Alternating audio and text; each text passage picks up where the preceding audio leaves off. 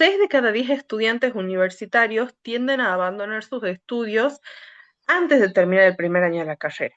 Bien, o sea que si ustedes entran y se hacen un grupo de amigos y en ese grupo de amigos hay unas 10 personas, de esas 10 personas está el riesgo, y es un riesgo real, y es un riesgo que los que ya hemos pasado por la educación universitaria lo hemos vivido, de que 6 de ustedes dejen el grupo.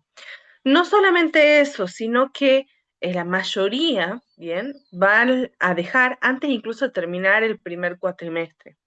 Y esto se debe a varios factores. Y hay algunos factores que no son tan malos como otros y hay algunas cuestiones que no son necesariamente negativas o perjudiciales. Bien. Entre los factores que causan que las personas puedan llegar a desertar de una carrera universitaria, están varios que son prevenibles, como el no tener las habilidades para rendir exámenes o no tener las habilidades necesarias para la formación universitaria, que no es lo mismo que no tener la capacidad, bien, porque las habilidades se aprenden, el quizás no haber pasado por un buen proceso de asesoramiento, de orientación vocacional, que esto es sumamente importante. Muchas personas dejan su primer año de universidad porque se imaginaban que la universidad o que la carrera que eligieron era otra cosa.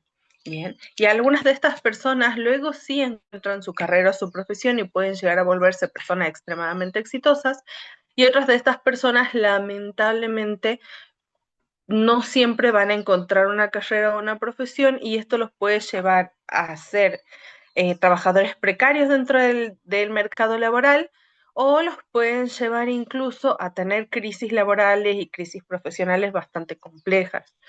O, y a mí me parece que este caso también es muy malo, a terminar estudiando una carrera que en realidad no es su vocación, no les gusta, no la ejercen bien debido a estos factores y termina convirtiéndose en un motivo de dolor, por decirlo de alguna forma, de sacrificio, en lugar de ser un espacio de crecimiento personal. Hoy en día sabemos, y esto es algo muy de las nuevas generaciones, de los 90 en adelante, que la vocación a la hora de seguir una carrera es sumamente importante y que más allá de todas las dificultades y todos los puntos negativos que puede tener el mercado laboral, cuando una persona verdaderamente sigue una profesión o una vocación que le resulta propia y con la que puede construir su identidad profesional, esa persona termina verdaderamente disfrutando de esa carrera y terminan siendo eh, profesionales mucho más exitosos, profesionales mucho más felices, profesionales mental y emocionalmente mucho más sanos. Bien.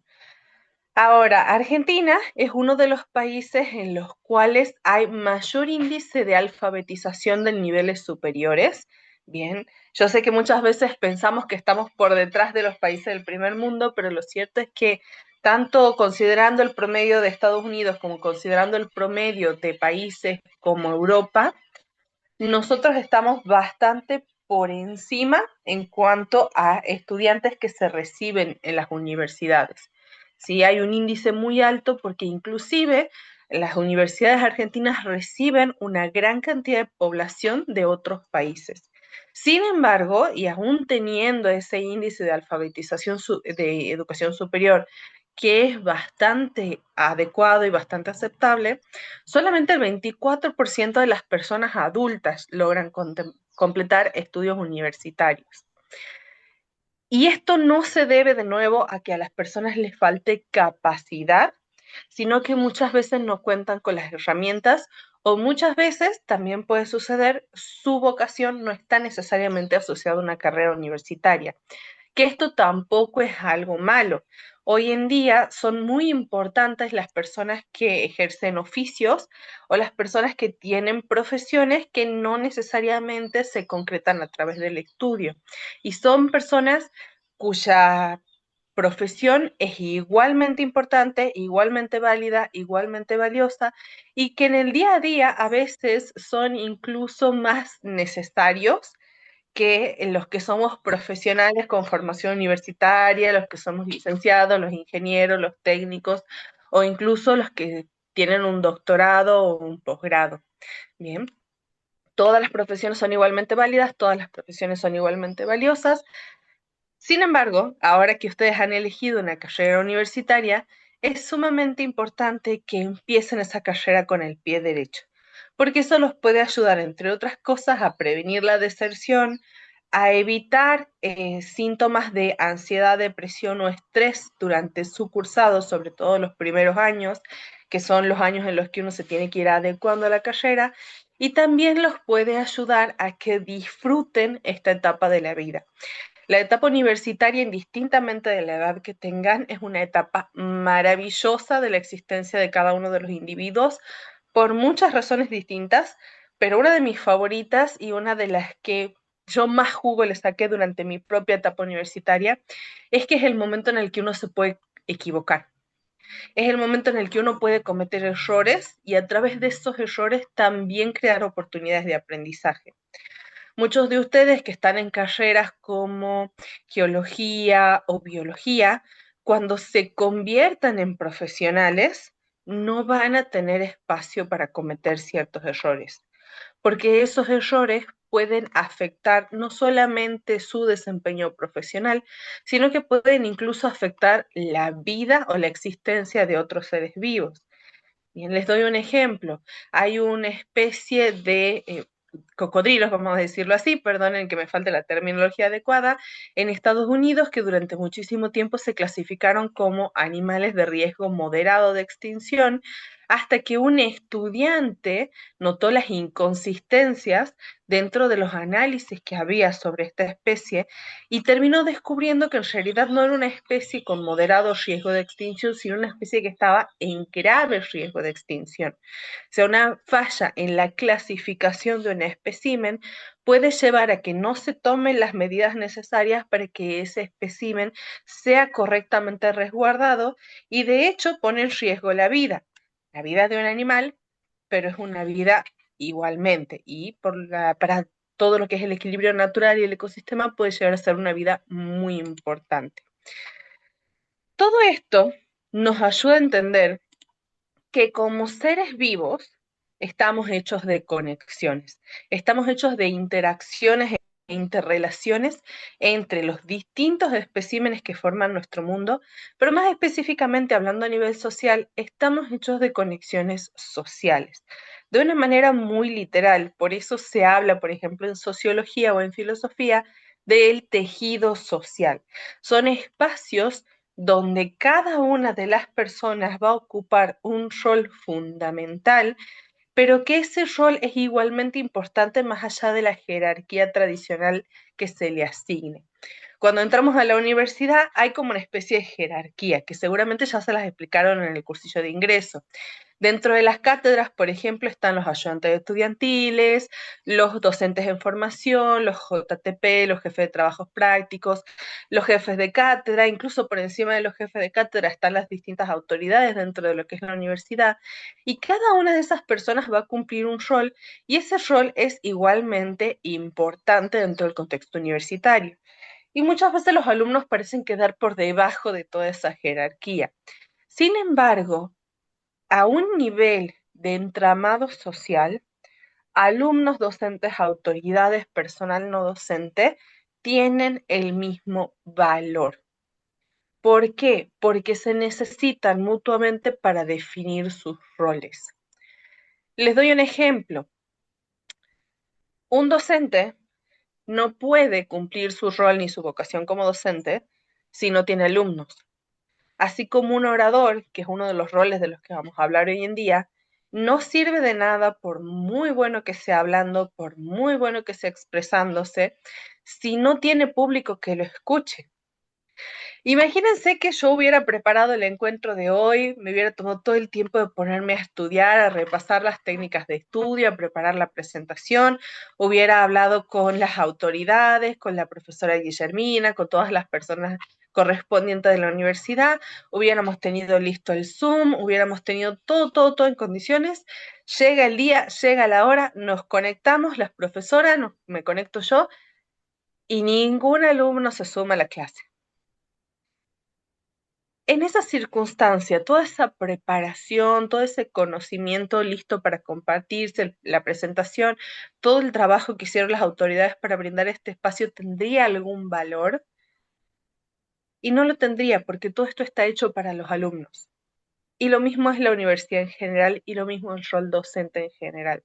Estamos hechos de conexiones, nos necesitamos unos a los otros, somos todos igualmente importantes y esto me lleva a la primera recomendación de técnicas de estudio y la primera recomendación importantísima de inserción a la vida universitaria, y es que tienen que empezar a ejercitar la escucha activa.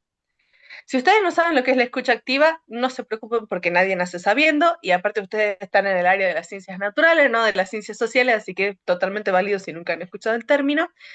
La escucha activa es un término que nace en oposición a otra expresión que es la de escucha reactiva, y tiene que ver con la manera en la que las personas nos escuchamos o nos interrelacionamos los unos con los otros.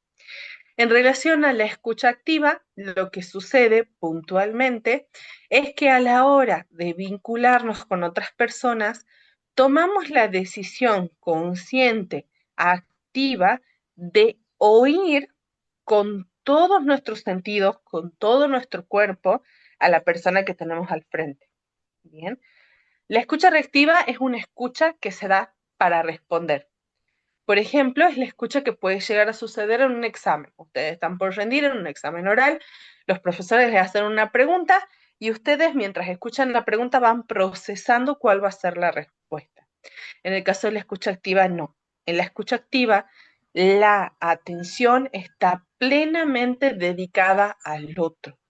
Y es súper importante en el contexto universitario, no solamente por la atención que tienen que dirigir a los docentes, sino también por la atención que tienen que dirigirse entre ustedes como compañeros. En lo personal, y esta es una recomendación que doy siempre cuando enseño técnicas de estudio, una de las cosas que más me ayudó a sobrevivir el contexto universitario y que previno, en mi caso, la deserción universitaria y también en el caso de muchos de mis compañeros, fue desde que entré a la facultad empezar a armar grupos de pertenencia. Esos grupos de pertenencia, esos compañeros que ustedes eligen y que luego se van convirtiendo en amigos a lo largo del tiempo, son muchas veces el apoyo emocional, pero también el apoyo logístico que ustedes van a necesitar dentro del contexto universitario. Son esas personas que si se enferman o faltan a clase por algún motivo, les van a avisar cuando hay un examen, cuando hay un trabajo práctico, o les van a pasar los apuntes. Son esas personas con las que ustedes van a poder conversar quizá algún tema que no llegaron a entender en clase. Son las personas con las que se van a poder sentar a estudiar entre mates y bizcochitos o facturas, y que los van a apoyar para que ustedes verdaderamente aprendan a dedicarle ese tiempo al estudio. Y personalmente yo soy alguien muy individualista. Cuando yo entré a la universidad, a mí me gustaba estudiar sola porque decía que las otras personas me distraían, y puede ser que muchos de ustedes sean del mismo pensamiento y es totalmente válido. Pero un grupo de estudio, un grupo de pertenencia puede ser realmente un salvavidas en esos momentos en los cuales a veces uno está desorientado, uno no sabe qué hacer, o a veces uno ni siquiera sabe cómo organizarse. No es una experiencia retadora animarse a hablar delante de otras personas, animarse a que los demás me escuchen, animarse a que los demás también me hablen, bien, pero vale totalmente la pena, porque nuevamente son estas experiencias que nos van a ayudar a empezar a crear nuestros grupos de pertenencia, a acercarnos a distintos tipos de individuos, a acercarnos a distintos compañeros, y en esos grupos vamos a encontrar nuestro primer gran apoyo para avanzar dentro de la carrera. Bien, ahora yo les decía que a nivel social, a este nivel cultural, estamos hechos de conexiones, pero hay otra cuestión, y es que de manera literal estamos hechos de conexiones. Y esto lo van a ver en absolutamente todas las carreras que van a ir abordando los distintos alumnos que se hayan conectado, porque en todas se habla de esas conexiones y cómo esas conexiones forman las realidades más grandes con las que interactuamos. En biología nosotros vamos a tener no solamente los ecosistemas, que son redes de conexiones, vamos a tener también conexiones mucho más pequeñas como el tejido de la piel, por ejemplo, o los tejidos animales. En geología vamos a tener átomos, moléculas o distintos minerales que se unen y forman sustancias más grandes. Bien, de pronto van a estar haciendo un trabajo de campo y se van a encontrar con un fósil o se van a encontrar con una roca y en el interior de la roca van a tener conviviendo diferentes tipos de minerales y formando esta única realidad más grande. Lo mismo con los fósiles, que sabemos que están formados también por distintos elementos que se fueron asentando a lo largo del tiempo. Incluso en museología, que comentaba ahí una de las chicas que se había presentado, nosotros cada pieza dentro de los museos, tanto si es una pieza de arte como si es una pieza, por ejemplo, de exposición del área de las ciencias naturales, todo conforma una historia, un texto que nosotros podemos leer o una serie de conexiones que podemos interpretar. Y particularmente en mi caso, que me he especializado en el área de la oratoria y de la neurooratoria, una de las cosas que me parece sumamente importante y que nos va a servir un montón, tanto para mejorar nuestra metodología de estudio como para tener también herramientas para enfrentar el miedo a rendir exámenes, especialmente los exámenes orales, es cómo funcionan estas conexiones entre otros niveles a nivel neuronal. No voy a explicar todos los detalles del cerebro porque el cerebro humano es súper complejo y tiene muchísimas, muchísimas particularidades, pero sí me interesa mucho que hablemos de un tipo particular de sistema dentro de nuestro cerebro y que es la amígdala cerebral. Bien, la amígdala cerebral que es súper importante porque es el espacio de procesamiento de las emociones y es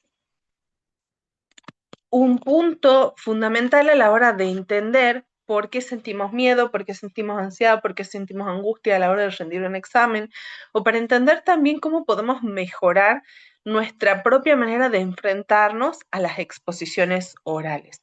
Las exposiciones orales son complejas, pero también son uno de los espacios de mayor aprendizaje, tanto las que son exámenes como las que pueden llegar a ser trabajos prácticos. Retrocedamos un poco en el tiempo. Sobre nuestro cerebro, lo primero que tenemos que saber es que nada existe dentro del cerebro sin haber existido previamente fuera del cerebro. ¿Y a qué me refiero con esto? Nada existe dentro del cerebro que no haya primero sido experimentado por los sentidos. Bien, si bien hay estructuras sí, dentro del cerebro, me refiero más, en este caso, a todo lo que es conocimientos, memorias, habilidades, información. Todo eso proviene de nuestros sentidos y es a partir de los sentidos que toma su primera forma. Y cuando nosotros experimentamos las realidades materiales, estas ingresan a nuestro cerebro a través de lo que se llaman los estímulos. De una manera muy simplificada, que los alumnos de biología después se van a acordar de esto y se van a reír porque estoy realmente simplificando mucho, los estímulos llegan al cerebro a través de los sentidos, llegan a la amígdala, que es el filtro de las emociones de nuestro cerebro, es la que se encarga de clasificar estos estímulos y básicamente van a tomar dos valores. O son estímulos positivos, bien, agradables, placenteros, estímulos reconocidos a nivel neuronal como estímulos buenos o deseados, o son estímulos negativos, desagradables, displacenteros, estímulos no deseados. El hecho de que algo sea agradable o desagradable, o que sea deseado o no deseado, no tiene nada que ver con la realidad objetiva de ese estímulo, sino tiene que ver con nuestras propias impresiones y aprendizajes. Contándoles algo muy personal, yo odio con toda la fuerza de mi corazón, odio las acelgas. O sea, no puedo ni siquiera estar dentro de la casa cuando están cocinando las acelgas. Realmente no soporto el olor, no las puedo comer, las rechazo completamente. Pero objetivamente la acelga es un alimento muy sano que tiene muchísimos minerales y tiene muchísimas vitaminas y que es un alimento recomendado en una dieta sana y balanceada. Bien, pero para mi cerebro es un estímulo desagradable, indeseado, totalmente rechazado.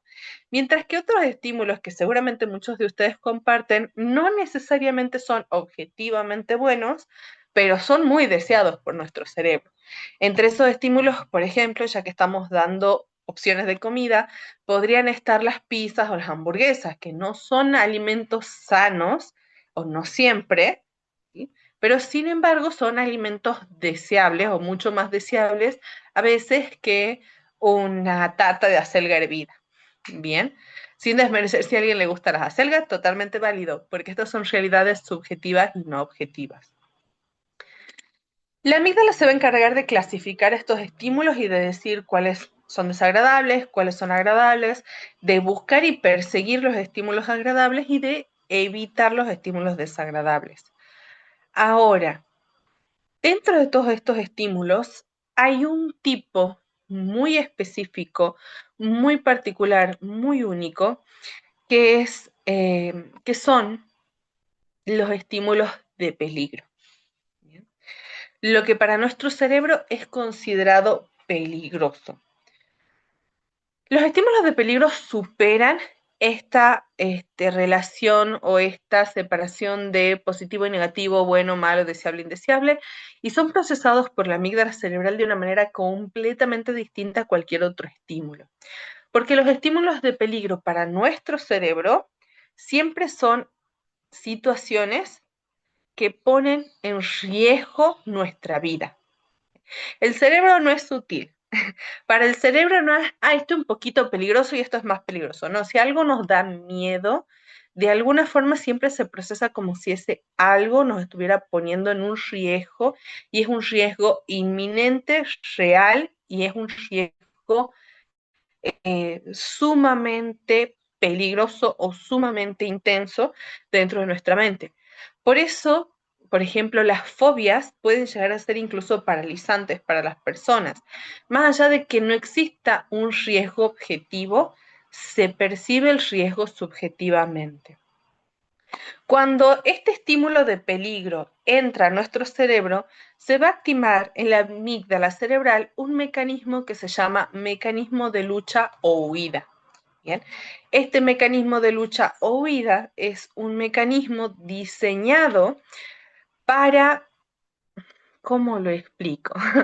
Es un mecanismo diseñado para mantenernos a salvo, pero que no necesariamente nos ayuda a sobrevivir en el mundo contemporáneo, porque es un mecanismo que tiene miles de años y es un mecanismo que compartimos además con otros seres vivos, incluso con seres, entre muchas comillas, más primitivos. Este mecanismo de lucha o huida busca mantenernos a salvo de un peligro inminente sin medir el riesgo real del peligro y actuando en todas las circunstancias de la misma manera. Así el peligro sea rendir un examen, que se percibe como algo peligroso, o así el peligro sea un perro furioso que se escapó de la casa del vecino. Bien, que objetivamente somos conscientes de que el perro furioso que se escapó de la casa del vecino pone en mucho más riesgo mi vida que un examen. Y sin embargo, las dos situaciones despiertan el mismo miedo, despiertan el mismo mecanismo. Les voy a contar un poco cómo es la experiencia de vivir cuando se activa el mecanismo de lucha o huida. Y me gustaría que ustedes vayan imaginándola en su cabeza y después pueden compartirlo o decirlo para ustedes mismos si algunas veces sintieron así o si pueden identificarse con esta experiencia. Bien. Cuando se percibe que algo es peligroso, y de nuevo esta percepción es subjetiva, este estímulo va a llegar a la amígdala en menos de una fracción de segundo. La amígdala va a activar el mecanismo de lucha o huida. Y lo primero que va a hacer la amígdala es empezar a secretar cortisol, disminuir los niveles de testosterona y bloquear la parte racional del cerebro. Esto se debe a que el cerebro es el órgano del cuerpo humano que más energía consume. Y si nosotros necesitamos pelear o escapar, no tenemos tiempo para pensar, no podemos consumir energía en esta parte racional de nuestro cerebro. Toda la energía se tiene que desviar hacia los músculos. Y en ese momento nosotros estamos rindiendo el examen, miramos a nuestro alrededor y nos damos cuenta que no nos acordamos de nada y tenemos la mente en blanco. Una vez que sucede esto, algunos sistemas dentro de nuestro cuerpo se van a desregular se van a sobreestimular o se van a apagar según sean funcionales para este proceso de escapar o de luchar. Entre otras cosas, el sistema respiratorio y el sistema cardíaco se sobreexigen. Bien, nos empezamos a agitar, a hiperventilar, las pulsaciones aumentan porque el oxígeno es una de las fuentes de energía del cuerpo y la sangre tiene que llevar rápido el oxígeno hacia los músculos. Los músculos se tensan, el sistema inmunológico, por ejemplo, se apaga porque no es imprescindible para la supervivencia en ese momento específico y el apetito se desregula. En algunos casos, y dependiendo mucho de cuánto dure esta activación del sistema de lucha o huida, vamos a tener personas que van a dejar de comer, que van a perder completamente el apetito, o puede suceder lo contrario, y es que la persona tenga un exceso de apetito, incluso si ya está llena. La famosa ansiedad oral, bien, que muchos hemos pasado por eso. De hecho, yo tengo una amiga que es amiga mía desde el secundario y hemos estudiado en la misma universidad.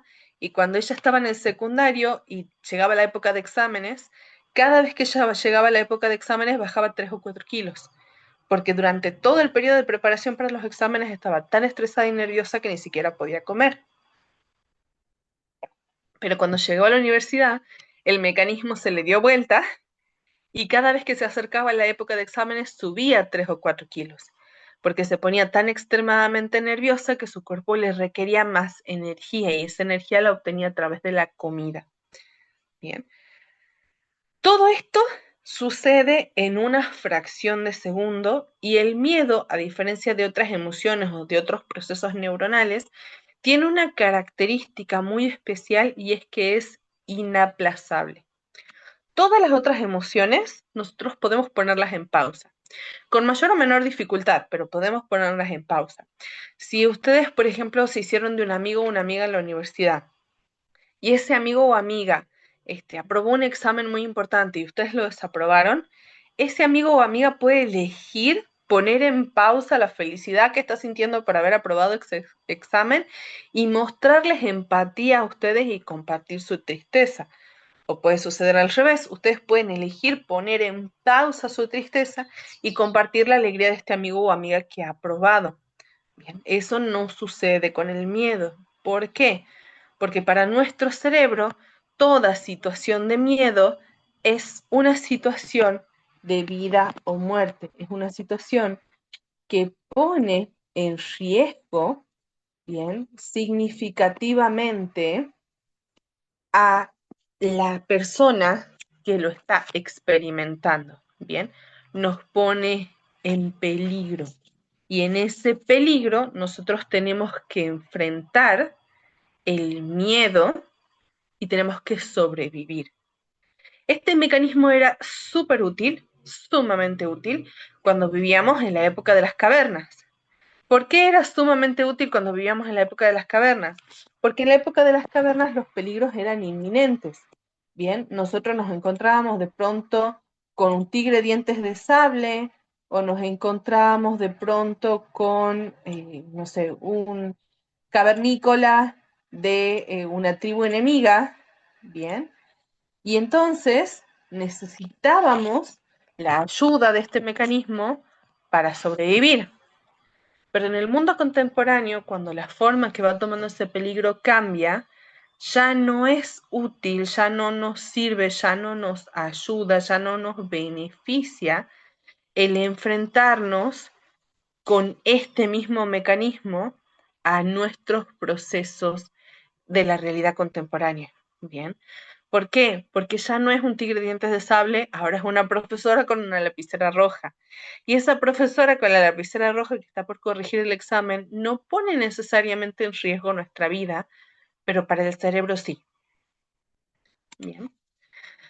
Esto nos lleva a explorar algunas características del cerebro que podemos utilizar estratégicamente para hackearnos a nosotros mismos y empezar a cambiar la forma en la que enfrentamos los exámenes orales y empezar a cambiar también la forma en la que enfrentamos los momentos de estudio y cualquier situación en la cual nosotros tengamos que exponer o tengamos que rendir. Lo primero que tenemos que saber de nuestro cerebro es que el cerebro humano es egoísta. No en el sentido literal de egoísmo de mío para mí, mío, yo lo quiero, sino en un sentido biológico.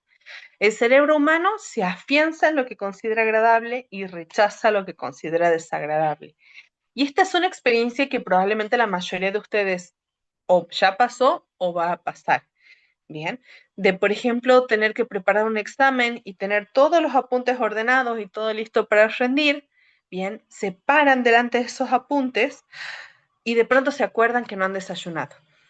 Entonces se van a la cocina y como nunca se preparan un desayuno gourmet. Luego se dan cuenta que la cocina está toda sucia. Entonces no pueden agarrar y dejar todo sucio y se ponen a lavar los platos. Luego se dan cuenta que además de que la cocina está toda sucia y de que ustedes no han desayunado, el espacio donde ustedes van a estudiar también está desordenado, también está sucio, y en eso que se ponen a acomodar y ordenar y limpiar el espacio, encuentran que había ropa sucia, entonces deciden llevar la ropa sucia al lavarropas, y cuando llegan al lavadero ven que no hay jabón en polvo, entonces deciden ir al súper, hasta eso se hace el mediodía, entonces deciden almorzar, de nuevo hay que limpiar toda la cocina, deciden tomar una siesta porque necesitan energía para poder agarrar y prepararse para el examen y rendir. Entonces, si ustedes están cansados, no van a poder estudiar bien, así, así, así, así. Llega la noche, no han estudiado nada y dicen, mañana empiezo. Ese es su cerebro siendo egoísta y rechazando la experiencia de estudiar, porque lamentablemente la mayoría de nosotros ha aprendido que estudiar es algo desagradable. O levante la mano si alguno de ustedes, cuando iba al colegio, lo castigaban con más recreo. O lo castigaban, o la profesora los castigaba diciendo, se han portado tan mal que ahora no van a leer el material seleccionado de la clase. No, a todos nos castigaban con más tareas, con exámenes, con temas más difíciles, o el famoso saquen una hoja, que además de ayudarnos a relacionar el estudio con algo negativo, hacía que muchos también relacionáramos los exámenes con algo peligroso, porque se convirtió en una amenaza. Y las amenazas son siempre percibidas en nuestro cerebro como algo que pone en riesgo nuestra vida. ¿De qué nos sirve entender que el cerebro es egoísta? Nos sirve para poder conscientemente ver qué valor le doy a cada una de las actividades de mi vida y empezar a cambiarlo. Si el estudio es percibido como algo negativo, ¿qué puedo hacer? ¿Qué estrategias puedo utilizar para empezar a cambiar eso de negativo a positivo y transformar mi experiencia de estudio? Ya vamos a ver algunas, no sé, adelante. Otra cosa importantísima, el estudio no distingue, el cerebro no distingue el humor, la ironía ni el sarcasmo en un nivel muy, muy básico, ni tampoco distingue lo imaginario de lo real. ¿En qué sentido no distingue lo imaginario de lo real? ¿Vieron cuando uno tiene una pesadilla y se despierta todo nervioso, agitado, asustado y a veces nos cuesta volver a dormir porque tenemos miedo de volver a la pesadilla?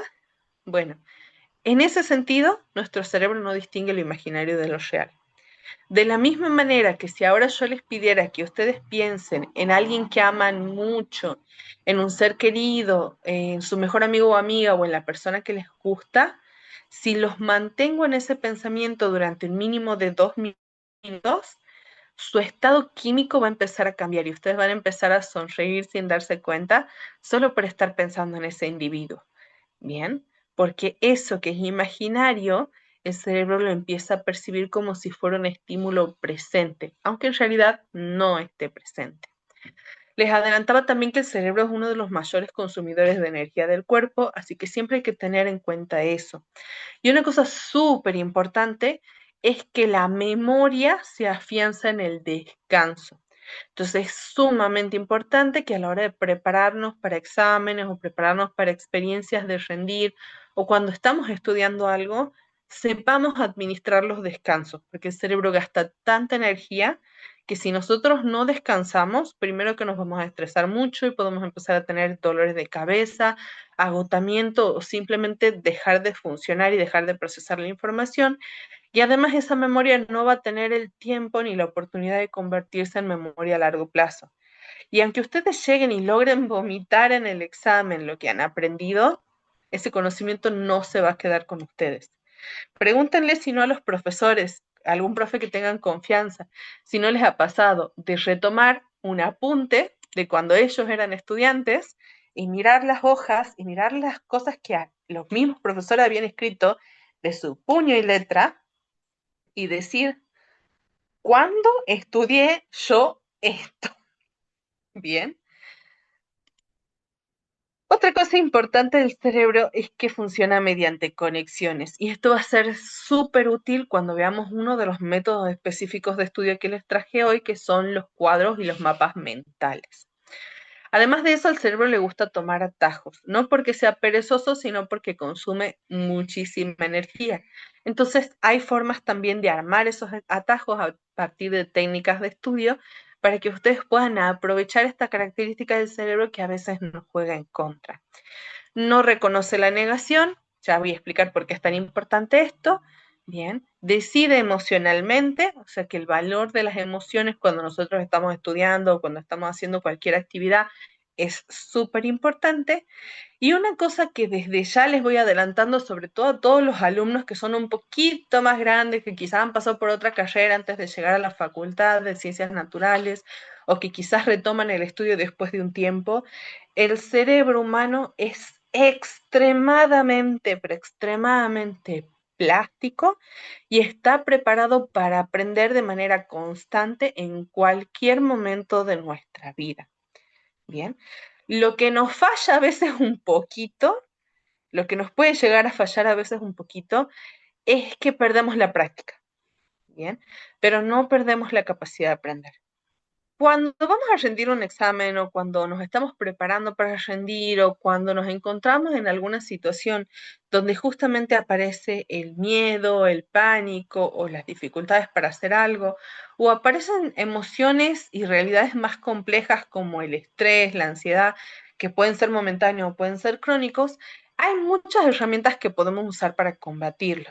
Y acá yo les quiero contar cuál es mi herramienta favorita, una herramienta que uso constantemente porque a mí a veces también me da miedo y me pongo nerviosa a la hora de pasar por distintas situaciones y que es súper útil y se asientan algunas de estas características que vimos en el cerebro y es la postura de poder. La postura de poder es la forma en la que nosotros acomodamos nuestro cuerpo naturalmente cuando nos sentimos seguros, confiados o nos sentimos eh, poderosos. Bien, lo que tendemos a hacer es buscar posturas que amplíen nuestro cuerpo, que agranden nuestro cuerpo, que ocupen más espacio, con el pecho abierto, con la cabeza en alto, bien. Y a mí me gusta llamarlas a las posturas de poder, las posturas de la mamá enojada. No sé si vieron alguna vez los sketches del oficial Gordillo y cómo él cuenta cómo se para a su mamá cuando está a punto de regañarlo. Bueno, la postura de poder tiene que ver con eso, con la posición natural que adquiere nuestro cuerpo cuando nos sentimos seguros, confiados y poderosos. Lo que descubrieron las investigaciones concretamente en Estados Unidos es que esta postura de poder es algo que nosotros podemos hasta cierto punto manipular a voluntad.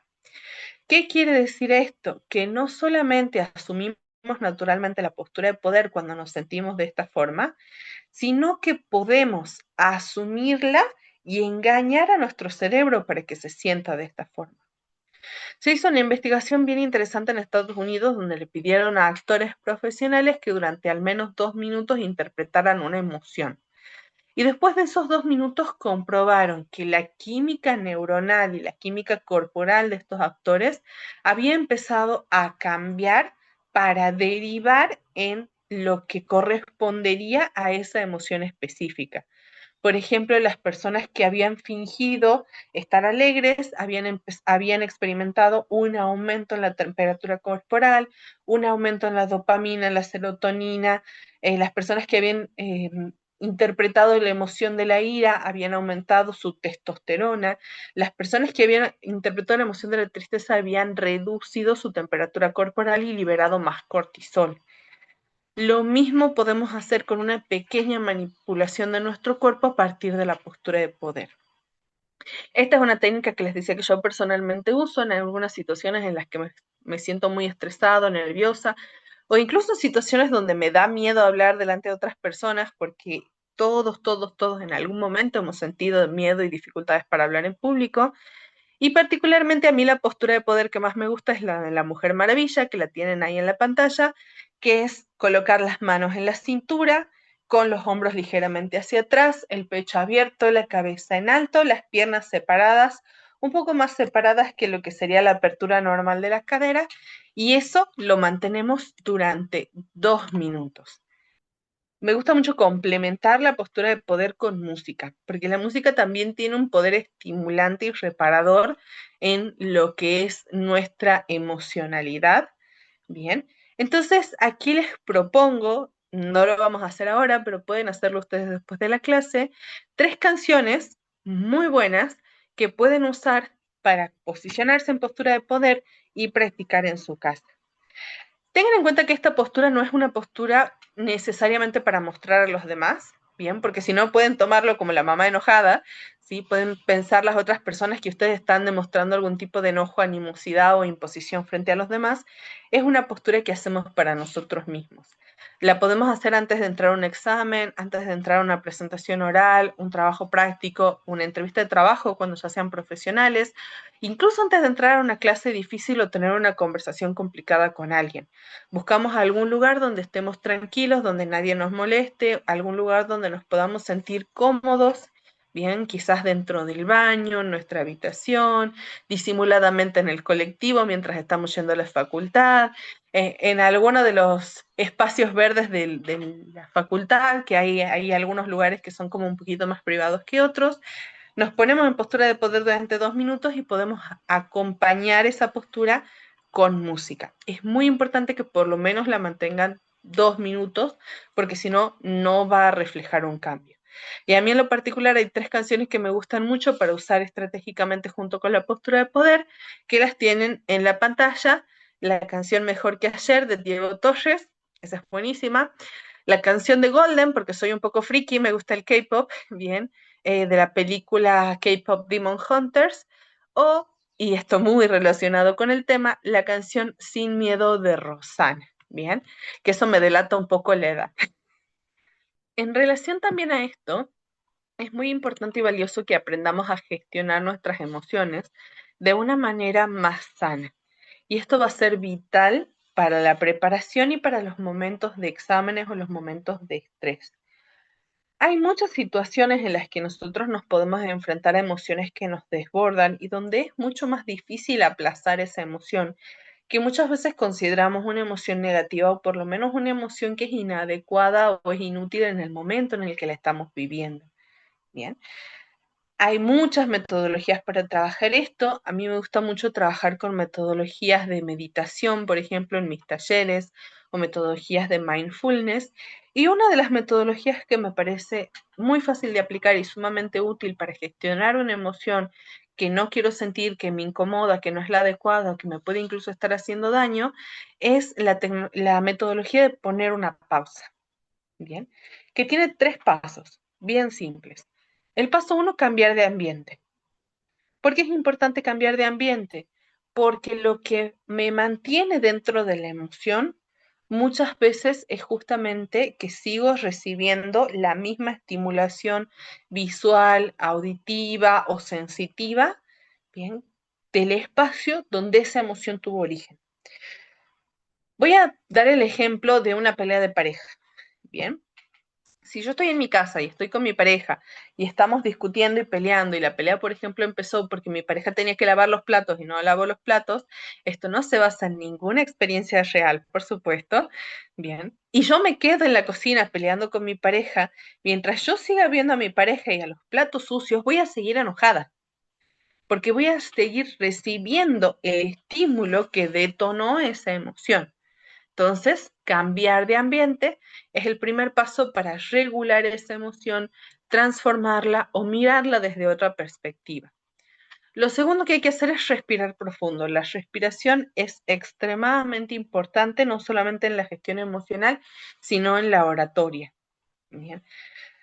Tengo que respirar concentrándome en que el aire baje hasta el estómago y desde el estómago se empuje hacia afuera. Esto se llama respiración diafragmática. Bien.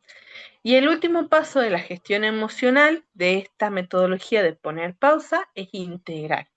Es hacer algo, y preferentemente algo con el cuerpo, que me permita tomar estos pasos previos, bien, y llevarlos hacia una contemplación distinta de la emoción que originó todo el proceso.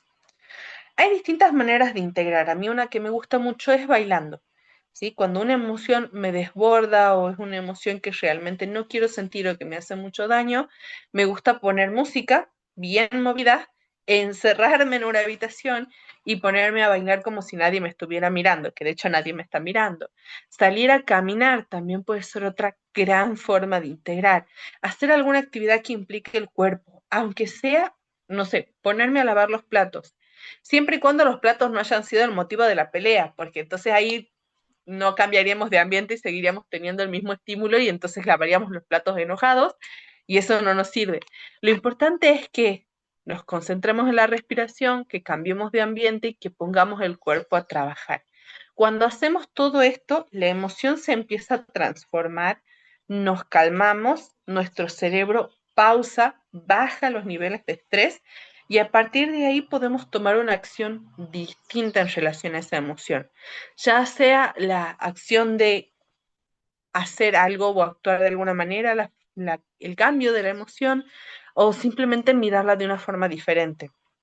Entonces quizás se me pasa el enojo con mi pareja porque no lavo los platos y me doy cuenta que más allá de que él lave o no lave los platos, quizás hizo otra cosa en la casa que también vale la pena rescatar, y entonces ya no estoy enojada y puedo sentirme agradecida o puedo sentirme diferente, puedo sentirme validada o puedo sentir que puedo tener una conversación con la persona sin que esa conversación implique una pelea.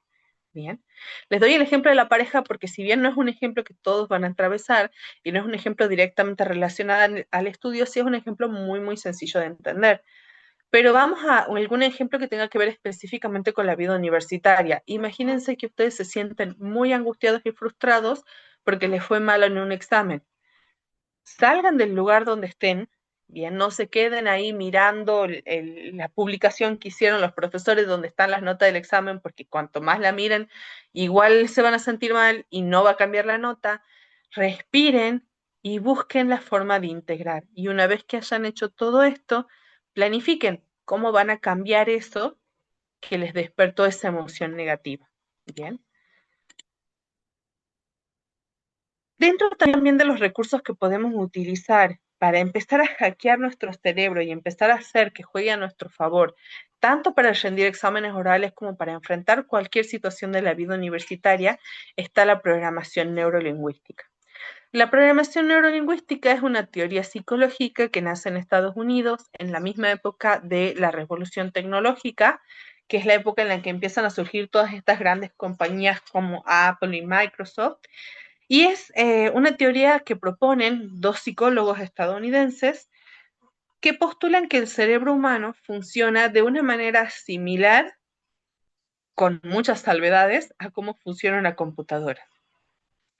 ¿Cómo funciona? Nosotros recibimos información, puntualmente con forma de estímulos. Esa información entra a nuestro cerebro, es procesada por el cerebro y según los aprendizajes y las conexiones que hayamos creado a lo largo de nuestra vida, va a tener una respuesta más o menos estandarizada o más o menos similar a otras situaciones anteriores que hayamos experimentado. Por eso les decía que al cerebro le gusta tomar atajos. Bien, si yo, por ejemplo, cada vez que empiezo una materia nueva, lo primero que hago es buscar dónde está la cátedra, aprenderme el nombre del profesor, aprenderme los horarios, voy a tender a repetir esta experiencia. Bien, si yo tengo dos materias con el mismo profesor y en la primera materia me fue mal, cuando me lo vuelvo a cruzar al profesor en la segunda materia, voy a reaccionar, bien, con la emoción de que igual me va a ir mal, porque ya he creado una programación de nuestro en mi cerebro. La información que recibí dejó una huella y esa huella crea una respuesta. Lo bueno de entender cómo funciona esta teoría de la programación neurolingüística es que me permite entender también cómo empezar a cambiar esas conexiones o esas huellas que quizás no me están ayudando o quizás incluso me están perjudicando. Y una de las formas de hacerlo es a través de la estrategia del pensamiento positivo. Ahora les voy a pedir a todos que por un minuto, bien, dejen de ver la pantalla, bien, se concentren en ustedes mismos, ¿sí? Y durante ese minuto quiero que piensen en un canguro azul. Bien. Si quieren pueden cerrar los ojos. Solamente concéntrense en esta idea de un canguro azul. Imagínense las patas, las orejas, los ojitos.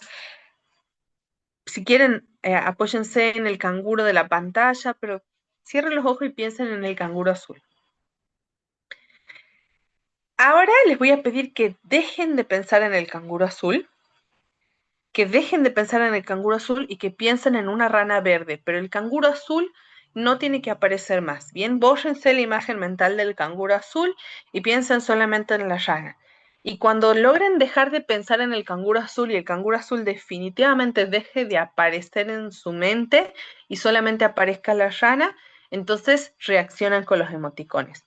Pero acuérdense que la consigna es no pensar en el canguro azul. Bien, no pensar en sus patitas, no pensar en sus orejitas, no pensar en el color azul de ninguna forma y solo pensar en la rana.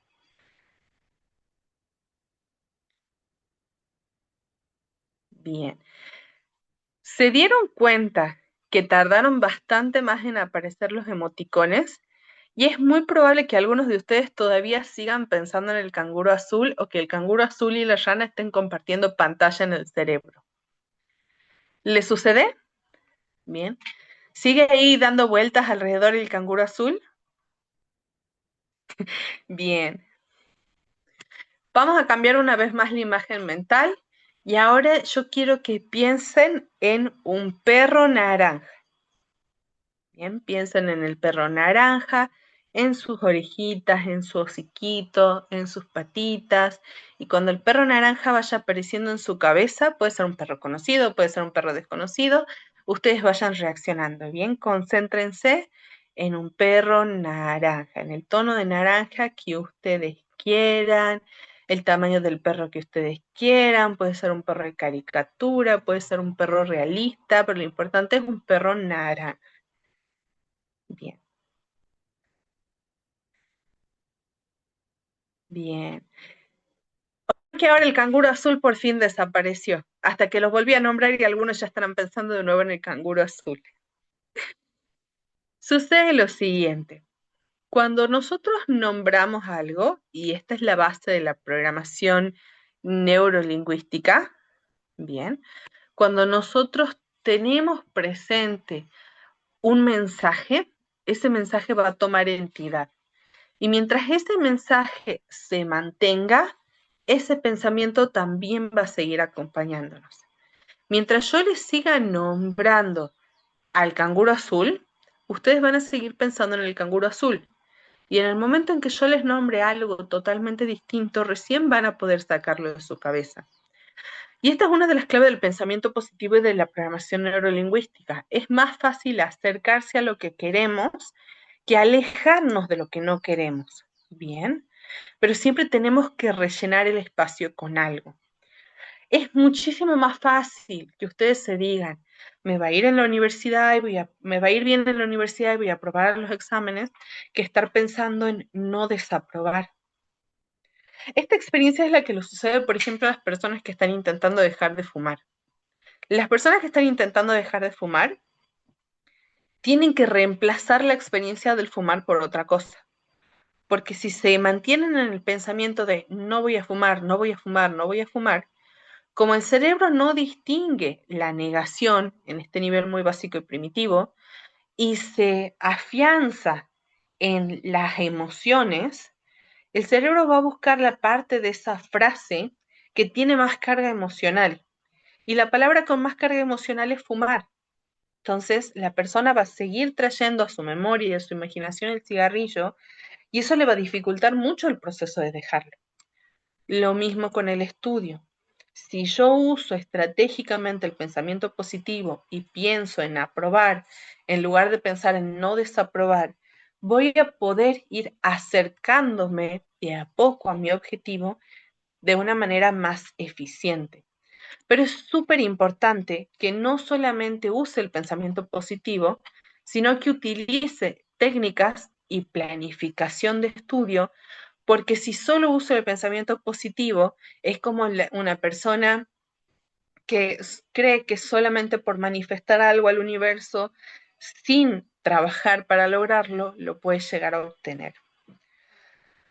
Último punto de la programación neurolingüística del que les quiero hablar, y este me parece súper importante y creo que algunos de ustedes se van a sentir identificados con esto, son las creencias limitantes, creencias o bloqueos.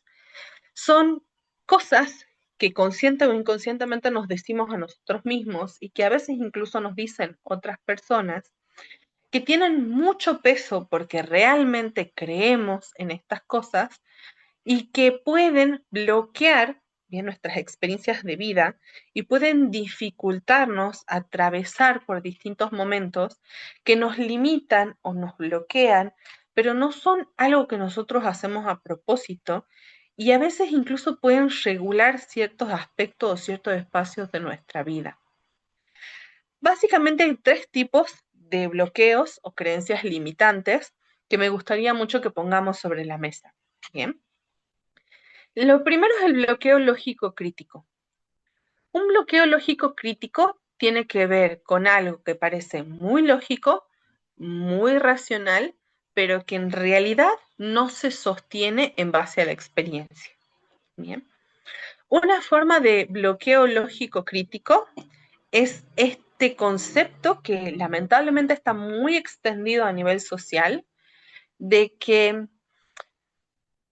hay edades para hacer ciertas cosas. Y concretamente en relación a la experiencia universitaria, hay edades para estudiar o hay momentos en la vida para estudiar.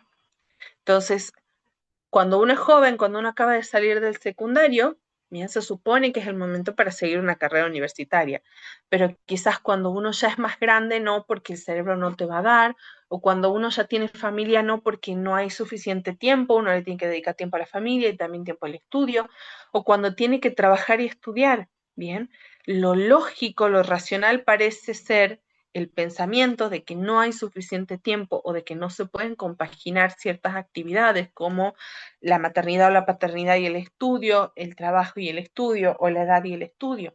Pero la evidencia nos demuestra que en realidad no hay una edad, no hay un momento, no hay una situación civil, no hay un estado, bien, de la persona en donde la persona pueda o no estudiar, salvo que ocurren situaciones ya como más extremas, ¿bien? O sea, si la persona sufrió un daño neurológico en un accidente, le puede costar más estudiar, pero tampoco significa que esa persona no va a poder estudiar. De hecho, hay muchos casos de personas que tienen daño neurológico moderado, bien, y que aún así pudieron terminar carreras universitarias. Nosotros tenemos, acá en Tucumán hemos tenido hace algunos años una visita de un doctor, bien, que creo que era de Harvard, que tenía un doctorado y daba conferencias a lo largo del mundo y era una persona con síndrome de Down. Y lo lógico parece ser que una persona con síndrome de Down no va a necesariamente llegar a tener una educación superior. Y no es así. La experiencia nos demuestra, la investigación, bien, nos demuestra que esto es una creencia y es una creencia que nos limita, es una creencia que nos bloquea, pero no es una creencia real. ¿Por qué cuesta más cuando dejamos la universidad por un tiempo y luego retomamos, o cuando hemos dejado el estudio, hemos terminado el secundario y luego después de muchos años recién volvemos a la universidad? Por esto que yo ya les había adelantado antes, porque el cerebro está fuera de práctica. Cuando uno desde el secundario sale y entra directo a la universidad, uno tiene ritmo de estudio. O sea, porque viene de estudiar durante 10 años y va a seguir estudiando de 6 a 10 años más, por lo menos. Bien. Entonces, el cerebro está entrenado. El cerebro en muchos sentidos funciona como un músculo. Está entrenado en el estudio y le resulta más fácil. a una persona que lleva mucho tiempo sin estudiar le resulta más difícil porque su cerebro está fuera de práctica. Lo mismo podría pasar con los músculos. Bien, yo cuando tenía 20 años hacía baile e iba a 5 o 6 clases de baile en 2 o 3 días, o sea, incluso participé en maratones de baile, participé en muestras de baile donde bailaba 3 o 4 coreografías y ni sudaba, en realidad sí sudaba, pero no me cansaba y podía hacerlo sin ningún problema. Y ahora que ya no tengo 20 años, no les voy a decir mi edad, no lo puedo hacer, no tanto por el desgaste del cuerpo, sino por la falta de práctica, porque hace unos 2, 3 años que no bailo. Bien, pero si yo volviera a entrenar, muy probablemente, dado que mi cuerpo no tiene todavía un desgaste o no todavía ha llegado a un estado en el cual las articulaciones o los músculos hayan empezado a sufrir, bien, muy probablemente podría recuperar hasta cierto punto el estado físico y la capacidad de baile que tenía en mis 20. Bien, sí van a haber algunos impedimentos físicos, obviamente, pero incluso esos impedimentos físicos son salvables. Bien, cuando yo bailaba en mis 20, teníamos una compañera que estaba en sus 70 y hacía zumba, y ella hacía la clase entera de zumba, y yo con 2 canciones ya estaba en el rincón hiperventilando. Bien, porque tenía mucho más entrenamiento y había cuidado su cuerpo para poder llegar a esos niveles de actividad. El segundo tipo de bloqueo es el bloqueo intuitivo emocional. Este es complicado de combatir porque muchas veces es inconsciente. En el bloqueo intuitivo emocional lo que sucede es que una experiencia individual se generaliza como si fuera una verdad universal. Y tiene mucho que ver con cómo nos sentimos. ¿Y por qué este es complicado? Porque también es uno que tiene mucho peso a nivel social. En este bloqueo intuitivo emocional está, por ejemplo, esta creencia que lamentablemente todavía tiene lugar en nuestra sociedad, de que si una mujer es madre debería dedicarse a la maternidad y si tiene trabajo al trabajo y que no se puede maternar y estudiar al mismo tiempo.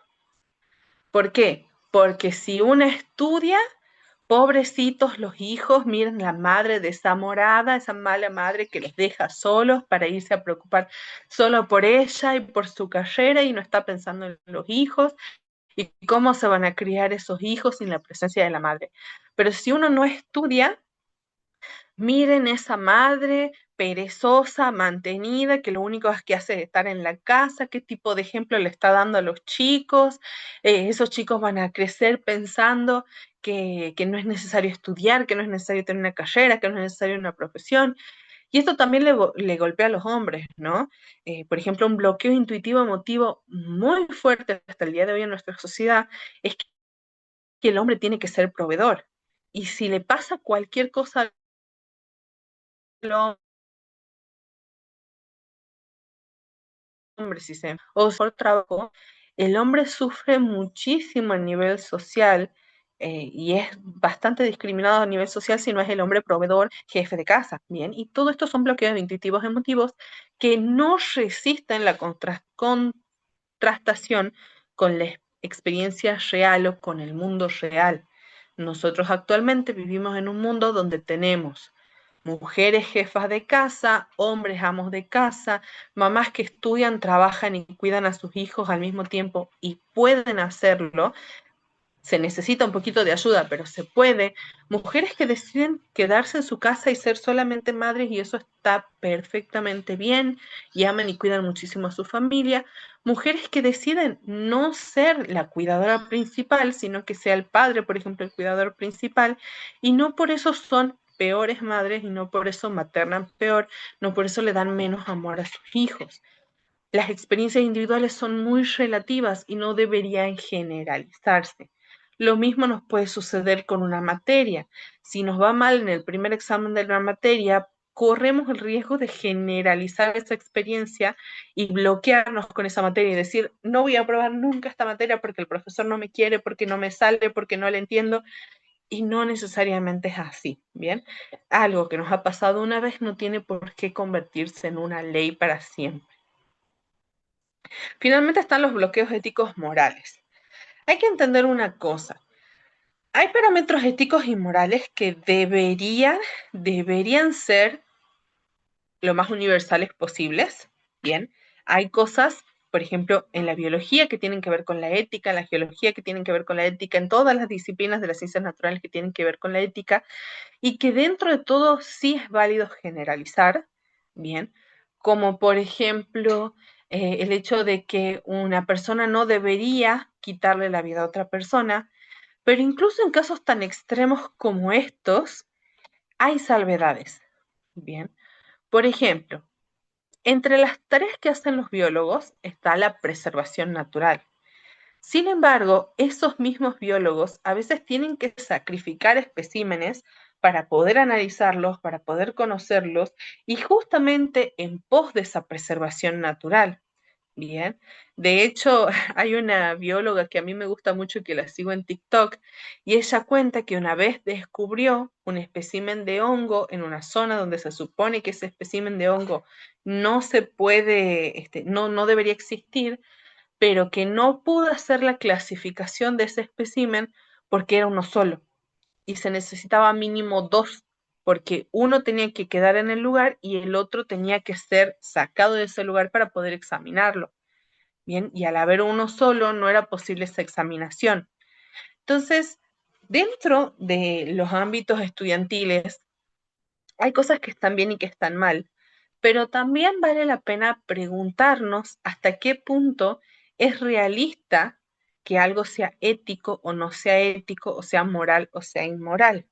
Bien, quizás algunos de ustedes sean veganos y en la carrera tengan que trabajar con animales muertos, además de animales vivos, y no necesariamente eso es inmoral, pero el maltrato animal sí es siempre inmoral. ¿Ven a lo que me refiero? Detenernos de buscar las cosas que necesitamos porque haya una barrera moral que en realidad no es tal y que en realidad son imposiciones que se nos pusieron y que no están respondiendo a realidades objetivas, puede ser un gran bloqueo que lo lleve a abandonar la carrera o a retrasarse mucho en su carrera. Vuelvo al ejemplo de la mamá que quiere estudiar y trabajar al mismo tiempo, cuando le dicen que no es correcto que deje a sus hijos por periodos de tiempo largo. Imagínense que ustedes que están estudiando geología, por ejemplo, y son mamás o son papás de niños pequeños, bien, y tienen que irse de campaña, que la campaña, si no me equivoco, puede incluso extenderse por varios días. Entonces, ¿hasta qué punto realmente es correcto o incorrecto que ustedes se vayan de campaña teniendo sus hijos pequeños? A veces va a estar bien, a veces objetivamente es algo que tienen que hacer y otras veces objetivamente es algo que pueden posponer. Pero lo importante es que tomen estas creencias, no que las descarten de entrada, sino que las analicen y vean cuáles realmente estas creencias son las que los están frenando y cuáles realmente de estas creencias son las que en realidad no son válidas para su proceso y su situación individual. Ahora les voy a hacer un pequeño acertijo y pueden agarrar y pueden contestarlo a través del chat. Bien. Si yo tengo 50 sillas y siento a 50 personas, ¿cuántas sillas me faltan? Hay dos respuestas posibles, ¿bien? Una que es correcta y otra que es incorrecta. Pueden responder que ninguna, y si responden que ninguna, les voy a pedir que vuelvan a leer el acertijo. Bien. Los que respondieron que 100, déjenme decirles que están en lo correcto. 100 es un número, ¿bien? Porque es con C. 100 de sentar es con S. Y por lo tanto, me están faltando 100 sillas. ¿Por qué les propongo este acertijo? ¿Por qué les traigo este acertijo? Porque es un juego mental que nos ayuda a ver la importancia de procesar la información con atención. Bien, este juego mental nos hace volver un poco a lo que les decía al comienzo y era la importancia de la escucha activa y la importancia de aprender a prestar atención. La universidad está llena de trucos y está llena de momentos que van a ir definiendo su transcurrir como estudiantes. Pero para que eso suceda tienen que estar atentos y es muy importante también que puedan recurrir a distintos recursos que los van a ayudar a avanzar bien sobre esto. Todas las experiencias de vida que nosotros tenemos van configurando nuestra historia y van configurando nuestra motivación. Cada acción va cargada emocionalmente y cada emoción con la que se carga esa acción va a dejar una huella que condiciona nuestro accionar en el futuro. Todo esto ayuda a afianzar de distintas formas y en distintos niveles la memoria. Pero algo que generalmente no se dice es que la memoria humana no es una memoria reproductiva, sino que es una memoria reconstructiva. Nosotros cuando recordamos algo o cuando creamos una primera memoria, no repetimos literalmente, sino que cada vez que retomamos un recuerdo, ese recuerdo cambia, varía y se transforma. Bien, cada vez que nosotros traemos una información a la mente, la recreamos. ¿Ustedes saben cómo es el mecanismo de la mariposa que se convierte, de la oruga que se convierte en mariposa? La forma en la que la mariposa se transforma es bien interesante porque el mecanismo es muy similar a la forma en la que nosotros almacenamos los pensamientos o los recuerdos. Cuando la oruga ha llegado al momento, me perdonan los que sí son de biología, no voy a usar la terminología técnica, cuando la oruga ha llegado al momento de convertirse en mariposa, crea un capullo. Una vez que la oruga está dentro de ese capullo, la oruga no se va simplemente a dormir una siesta mágica que la adelgaza y le da alas, bien, sino que una vez que ese capullo se ha cerrado completamente y endurecido, lo que va a suceder con la oruga es que se va a destruir completamente, es como si se derritiera.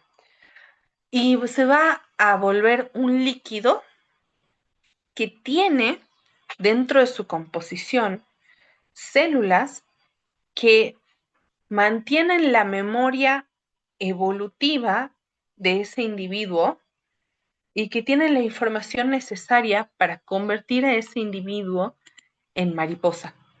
Bien. Entonces, una vez que la oruga vuelve a ese líquido primigenio, célula por célula se va reconstruyendo, o más bien va creando un individuo nuevo, hasta que finalmente se forma la mariposa y está lista para emerger. Esa mariposa es y no es al mismo tiempo la oruga original, porque tiene toda su información y sus memorias, pero es algo nuevo. Lo mismo ocurre con nuestros recuerdos. Cuando nuestros recuerdos se almacenan dentro de la mente, no se almacenan de una manera neutral o no se almacenan como se almacenarían en la memoria del teléfono. Se transforman en algo más. Y cada vez que los recuperamos, nosotros mismos los vamos transformando y a veces hay detalles que cambian, detalles que se reconstruyen, detalles que se olvidan o detalles que se recuerdan. Entender que la memoria es reconstructiva es entender también que la memoria es activa y el proceso de aprender es un proceso activo, nunca puede ser un proceso pasivo. Nosotros no aprendemos simplemente por escuchar o por leer, aprendemos por lo que hacemos con eso que escuchamos y con eso que leemos. Bien, y aprendemos a través de por lo menos 4 canales: el visual, el auditivo, el lectoescritor y la kinesia o el canal del movimiento, el canal corporal. A través del visual aprendemos con esquemas, con gráficos, con colores, con dibujos, aprendemos con ilustraciones y es súper importante porque el canal visual en la universidad es uno de los más fuertes y uno de los que más presencia va a tener.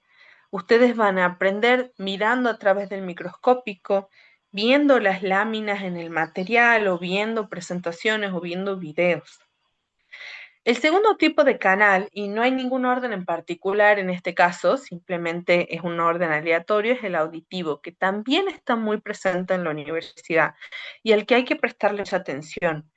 Generalmente, y a veces sin darse cuenta, los profesores siempre les van a dar pistas de cuáles son las cosas más importantes o incluso las cosas que van a tomar en los exámenes.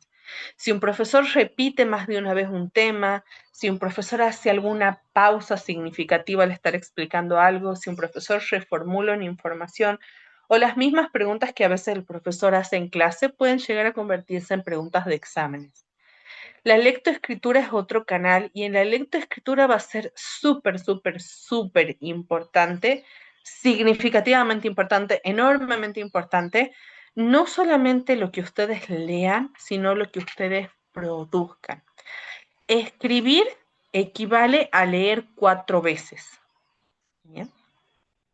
Y el canal kinésico, aprendo lo que hago. Todas las disciplinas que se enseñan en la Facultad de Ciencias Naturales tienen un componente práctico muy importante. Y muchas veces nosotros con el paso de los años podemos no recordar la teoría específica, pero sabemos cómo hacerlo. Bien. Y eso es importante porque en la práctica también es donde se va a ver este ensayo y error y esta capacidad de aprendizaje que tiene cada uno. Algo de suma importancia dentro del contexto de la universidad y que probablemente muchos de ustedes no sepan hacer, no porque no tengan la capacidad nuevamente, sino porque muchas veces no se enseña en la educación secundaria ni primaria, es aprender a tomar apuntes. Cuando yo pasé de la secundaria a la universidad, yo venía acostumbrada a un contexto donde se dictaba. Los profesores dictaban, cuando había una definición importante, los profesores decían, escriban esto. Y se tomaban el tiempo de ir diciendo las cosas más pausadas, más lentas, para que uno tuviera el tiempo de anotar. Cuando tuve mi primera clase en la universidad, casi me muero, casi me da un ataque, porque la profesora hablaba, y no paraba más, y yo quería anotar todo lo que ella decía como si fuera un dictado, hasta que me di cuenta, ella no está dictando y no lo va a hacer nunca. Y fue muy difícil y estresante aprender a tomar apuntes, porque venía acostumbrada de esta otra realidad, de la realidad del dictado. Hay muchas formas de tomar apuntes. Tengan en cuenta que la toma de apuntes es muchísimo más rápida que el dictado y por lo tanto uno tiene que buscar formas estratégicas que le sirvan individualmente, pero que también permitan recabar información de manera relativamente rápida. Bien, porque escribir textos completos es algo que no van a poder hacer en la universidad.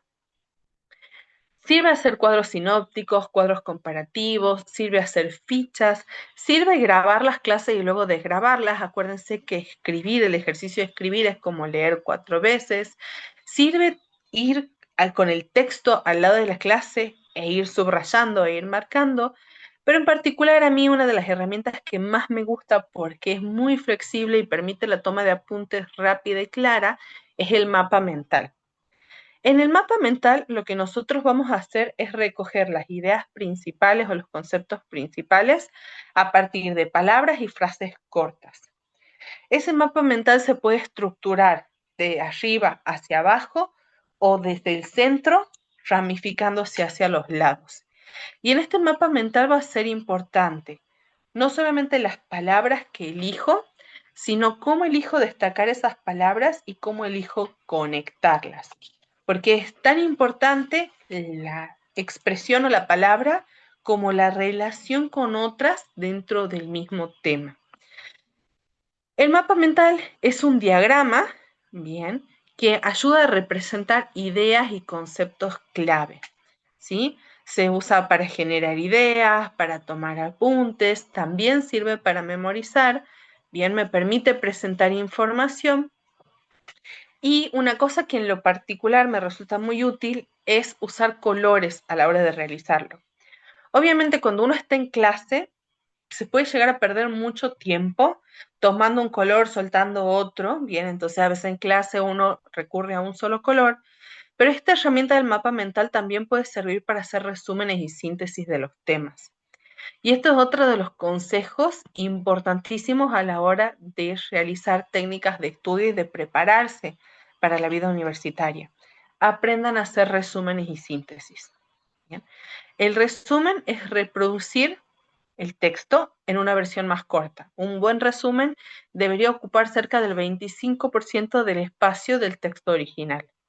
La síntesis es poder explicarlo con mis propias palabras. Puedo hacer síntesis por escrito, pero también puedo hacer síntesis orales.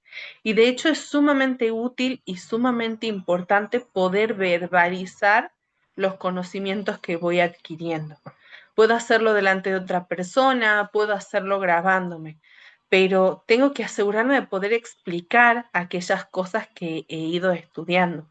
Si no puedo reproducir lo que estudié, si no puedo explicarlo e incluso explicarlo con mis propias palabras, no está suficientemente afianzado ese conocimiento. Tengo un hermano menor que estudiaba fotografía. Ya está egresado, en realidad ya es profesional, pero cuando él estudiaba y llegaba la época de exámenes, en casa huíamos de él, porque tenía una característica bien curiosa, bien particular, y es que él necesitaba explicar todo. Entonces, si tenías la mala suerte de que te agarrara, te tenía una hora sentado escuchándolo hablar del diafragma y del lente y de un montón de cosas de fotografía, bien, pero realmente era un muy buen método que a él le permitía asegurarse de haber obtenido los conocimientos necesarios y además como el cerebro no distingue lo imaginario de lo real, sirve como práctica para las evaluaciones. Y lo que sucede es que nuestro cerebro se pone en modo examen, bien, y explica como si realmente estuviera rindiendo. Y cuando llegamos propiamente al momento del examen, el cerebro dice, esto ya lo viví, esto es fácil, lo puedo hacer. Bien, es convencernos a nosotros mismos de que somos capaces de superar esa experiencia. Para estimular la memoria a largo plazo existen una serie de pasos que podemos seguir, son fáciles, son sencillos y son muy útiles a la hora de no solamente lograr una mejor comprensión de los temas que estudiamos, sino en general de estimular la memoria. Bien.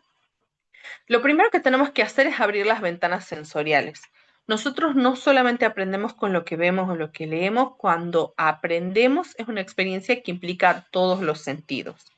Podemos abrir las ventanas sensoriales saliendo a caminar 10 minutos antes de estudiar, haciendo pequeños periodos de actividad física y de hecho es súper importante que hagan actividad física cuando se estén preparando para exámenes, exposiciones o diferentes experiencias dentro del ámbito del estudio, porque la actividad física va a ayudar a activar el cerebro y va a ayudar a generar memoria a largo plazo. Lo segundo es pensar. Bien, no simplemente agarrar el libro y abrirlo, no, manipulen la información incluso antes de empezar con el estudio. Preparen sus apuntes, tomen el libro, véanlo, creen expectativas sobre lo que van a estudiar, piensen en los temas, charlenlos con otras personas, ¿sí? Pero esto de manipular la información hace que esa información se incruste más profundamente en la mente. Otra cosa que es súper importante es resumir. Resumir es tomar esa información de la boca de otros o de la escritura de otros y recodificarla en un lenguaje que yo mismo pueda entender. Pueden hacer resúmenes literales, pueden hacer síntesis, pueden hacer cuadros, pueden hacer mapas, incluso pueden ayudarse con herramientas de inteligencia artificial. Pero recuerden que ustedes tienen que hacer el trabajo. Ustedes tienen que ponerlo en sus palabras, porque nunca van a aprender de la misma forma y con la misma profundidad si el ChatGPT les hace el cuadro sinóptico a que si ustedes lo hacen. Entonces, si se ayudan de herramientas de inteligencia artificial, asegúrense de procesar esa información, bien, y de que esa ayuda no haga todo el trabajo por ustedes. Por ejemplo, hay páginas muy buenas para estudiantes donde les ayudan a armar el cuadro sinóptico. Pero lo que hace la página es permitirles que ustedes mismos vayan tipeando toda la información y les va dando diferentes opciones para que ustedes lo organicen. Fortalecer y retroalimentar. Cuando uno estudia, muchas veces comete el error de estudiar, estudiar, estudiar, estudiar, estudiar, estudiar, estudiar, terminar todo el estudio y repasar. Y eso es lo peor que le pueden hacer a su memoria. Porque en ese tiempo que ustedes han estado estudiando, estudiando, estudiando, estudiando, el tema 1, al momento del repaso, ya se lo olvidaron. Y cuando lleguen al tema 5 en el repaso, ya se han olvidado el tema 4. Lo ideal es estructurar el estudio de la siguiente forma. Dividirlo en temas, si es que la materia ya no está dividida en sí en temas, que generalmente sí está dividida en temas o en bolillas, y cada vez que termino un tema, repasar el anterior. Por ejemplo, si yo tengo 5 temas, estudio el tema 1, estudio el tema 2, repaso el tema 1, estudio el tema 3, repaso el tema 2, estudio el tema 4, repaso el tema 3, estudio el tema 5, repaso el tema 4. Eso va a mantener la memoria activa y va a mantener la información circulando. Y también les recomiendo mucho que tengan cuadros y mapas conceptuales cortitos que les permitan hacer repasos muy rápidos. Bien, entonces tener, por ejemplo, los conceptos básicos de cada unidad, bien, en un resumen, en un texto, en un cuadro, para que ustedes puedan el día mismo del examen abrir y decir, a ver, en la unidad 1 está tal tema, tal tema, tal tema. Otra cosa que también les recomiendo mucho es que se acostumbren a utilizar el programa de cada materia. Bien, esto es algo que yo aprendí con la práctica y no me lo enseñó nadie, ojalá me lo hubiera enseñado en su momento. En la universidad no se hacen machetes, chicos. Ya no es el secundario, no están ahí por obligación, están ahí por elección. No tiene sentido hacer machetes porque si ustedes no aprenden esas cosas el día de mañana cuando sean profesionales, eso que no han aprendido va a volver a ustedes para perjudicarlos o perjudicar a las personas que trabajan con ustedes o las personas de las que ustedes dependen. Piensen, si no, por ejemplo, en un médico. ¿Qué sentido tendría que el médico se haga machete sobre anatomía y después cuando vaya una persona con un dolor en el cuerpo, el médico no puede identificar dónde está el dolor? Bien. Pero sí hay un machete que es válido de usar en la universidad y de hecho es recomendable de usar y es el programa. Y eso no significa que ustedes en el programa macheteen y escondan información, sino que el programa es una gran herramienta para mantener ordenada la información de cada materia, ¿sí? Recomiendo siempre que estudien con el programa al lado. ¿Por qué? Porque incluso de manera memotécnica, si ustedes van leyendo los temas y lo van relacionando con el temario del programa, cuando vayan a rendir un examen, ya sea escrito u oral, y lleven el programa con ustedes, porque tienen que llevar el programa a los exámenes, con solo ver los temas del programa van a poder traer a la memoria todo ese proceso de estudio y les va a resultar mucho más fácil recuperar la información. Bien. Súper importante la práctica. Bien, lo que se practica se aprende con más profundidad. El repaso, que ya vimos antes, y recordar, que recordar no tiene que ver solamente con reproducir, recordar tiene que ver con explicar. Entonces, conviértanse en sus propios profesores y expliquen los temas para asegurarse de haberlos entendido y poder rememorarlos de la manera adecuada. Por otro lado, vamos a hablar específicamente de los exámenes y ahora sí nos vamos a meter en oratoria en estos últimos minutos del encuentro de hoy y vamos a hablar de los exámenes orales. Bien. A la hora de enfrentar los exámenes orales, una experiencia que la mayoría de ustedes van a atravesar y que es una experiencia compartida por la mayor parte de las personas en el mundo es la experiencia del miedo escénico o el miedo a hablar en público. Yo llevo 10 años enseñando oratoria en Fundación Expresar, 10 años dando cursos y dando capacitaciones. Y una cosa que en esos 10 años he descubierto es que, a diferencia de lo que nos dicen muchas estadísticas a nivel nacional o internacional, el 100% de las personas tenemos miedo a hablar en público. Bien, la estadística nacional es el 70% de las personas, pero no es completamente válida. El 100% de las personas tenemos miedo a hablar en público. La diferencia es que no le tenemos miedo al mismo público. Le pueden tener miedo a un docente, le pueden tener miedo a un jefe, pero también le pueden tener miedo a un compañero o a un padre. Bien. Entonces las técnicas que les voy a enseñar ahora tienen que ver con afrontar ese miedo a hablar en público en cualquier contexto, pero sobre todo en el contexto de la universidad. Lo primero que tienen que hacer es aprender a respirar. Suena paradójico porque si están vivos es porque están respirando correctamente, pero necesitan practicar un tipo muy particular de respiración que es la respiración diafragmática. Es la respiración de la que les hablaba cuando hablaba de la postura de poder. El aire entra al cuerpo, se asienta en el estómago y desde el estómago surge hacia el exterior del cuerpo. Es súper, súper, súper importante respirar de manera diafragmática porque me ayuda a procesar las emociones, me ayuda a sentirme más cómodo, más confiado, más seguro, a sentirme más capaz, bien, a la hora de poder enfrentar aquello que me da miedo. Lo segundo que es súper importante, y me gustaría tener así unos signos de exclamación flotantes acá para que sepan lo importante que es descansar bien. La memoria se asienta, ¿sí? La memoria se asienta en el descanso.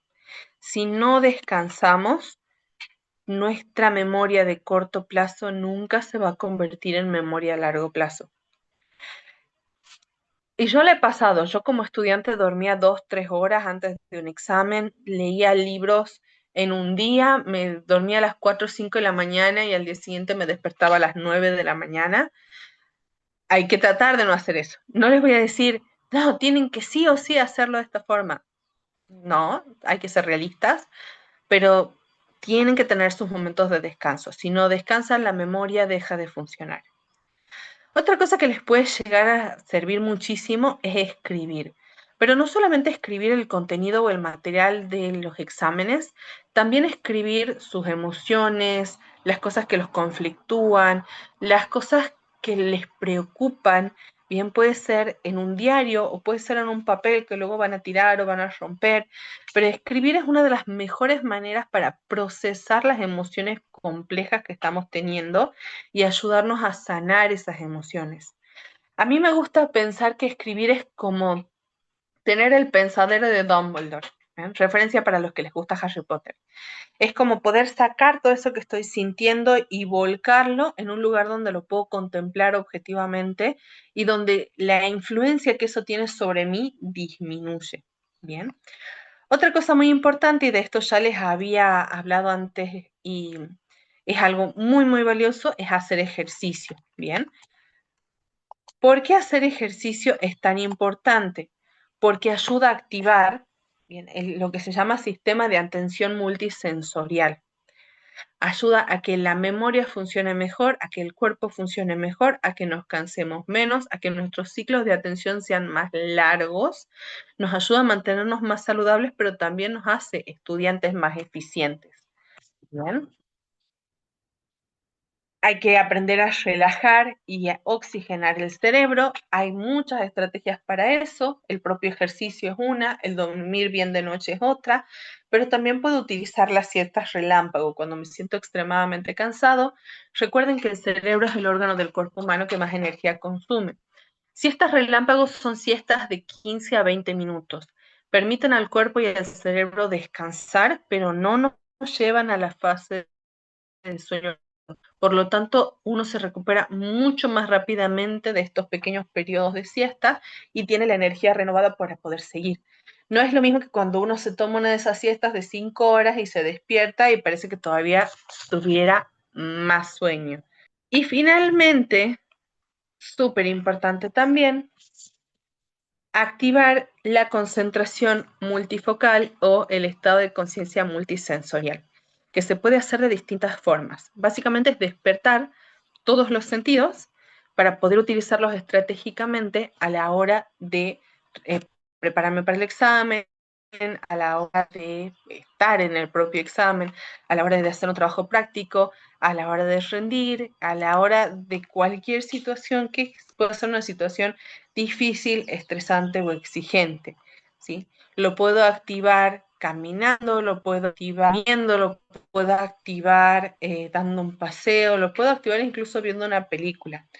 Pero acuérdense siempre de, tanto en la relajación como en el sistema de atención multifocal, de planificar los tiempos para que no se estresen con el estudio y para que el tiempo que utilicen se corresponda con el tiempo que le dediquen al estudio.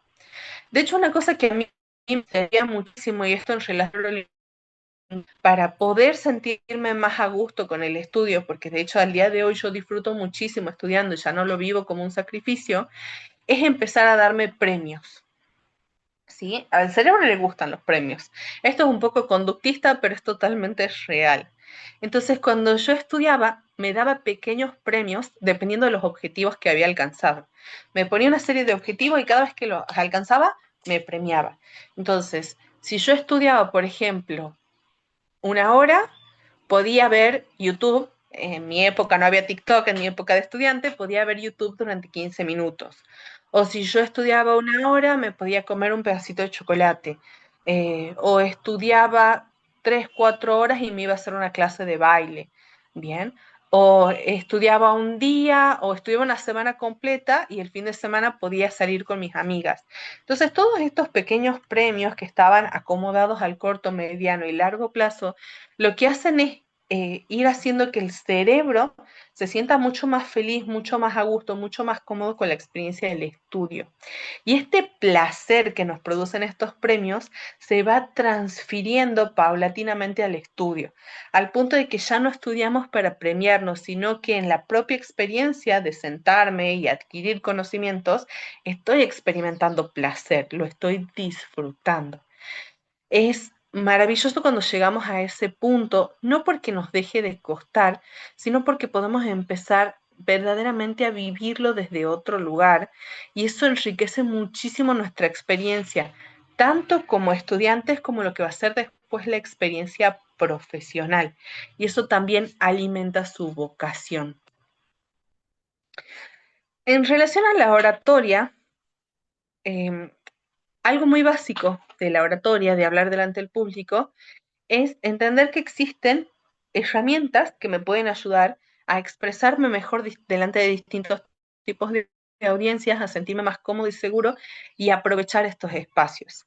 La experiencia de hablar en público es una de las experiencias más enriquecedoras que yo puedo vivir, no solamente por la experiencia en sí, sino por todos los beneficios que esa experiencia me puede traer.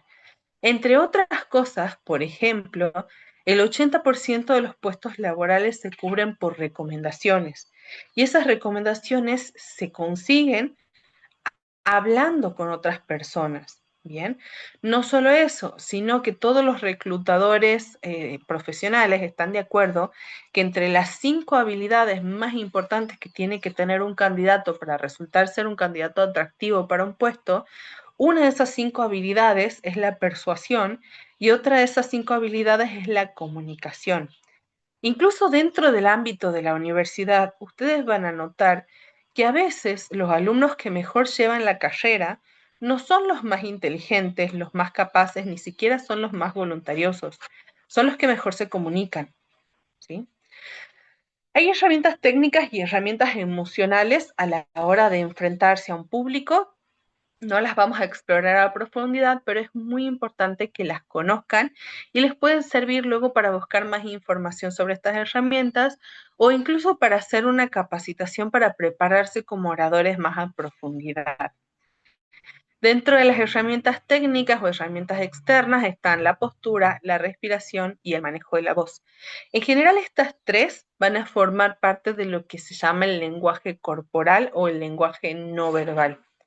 Y cuando uno trabaja la postura, la respiración y la voz, lo hace, bien a nivel técnico, en ese orden. Una buena postura me va a ayudar a tener una respiración más eficiente. Una respiración más eficiente va a mejorar el uso que hago de mi voz y también me va a permitir cuidarla. Por otro lado, entre las herramientas emocionales está la inteligencia emocional, que la inteligencia emocional también es objeto de aprendizaje. No hay personas que sean por naturaleza más sociables o menos sociables, sino que, como todo en la vida, se puede aprender a regular las emociones, se puede aprender a ser más sociable, se puede aprender a tener una mejor inteligencia interpersonal o intrapersonal, siendo la inteligencia interpersonal la capacidad de llevarme bien con los otros y la inteligencia intrapersonal la capacidad de llevarme bien conmigo mismo. Otra cosa súper importante va a ser la empatía, pero no la empatía a secas, sino entender la empatía también como una herramienta. La empatía tiene un principio, pero también tiene un límite. La empatía es una decisión, no es una emoción, que me ayuda a vivir en sociedad, a relacionarme con las otras personas. La empatía tiene que ver con el apoyo que yo doy y también puede tener que ver con el apoyo que yo recibo, pero es muy importante que conozcamos que el límite de la empatía está en el autocuidado. Bien, muchas personas se pasan de empáticas y termina siendo algo incluso enfermizo o algo muy nocivo para la persona porque se olvidan de sí mismas, de sus necesidades, de su propio bienestar. Y la verdad es que si no estamos bien, no podemos ayudar tampoco de la mejor manera a los otros. Entonces, el autocuidado no es un acto egoísta, también es un acto de empatía consciente. Yo lo relaciono mucho con estas experiencias, no sé si alguno tuvo la posibilidad de viajar en avión, pero si no han tenido, probablemente lo hayan visto en alguna película. Cuando las personas suben y el avión todavía está por despegar, las azafatas dan una serie de instrucciones.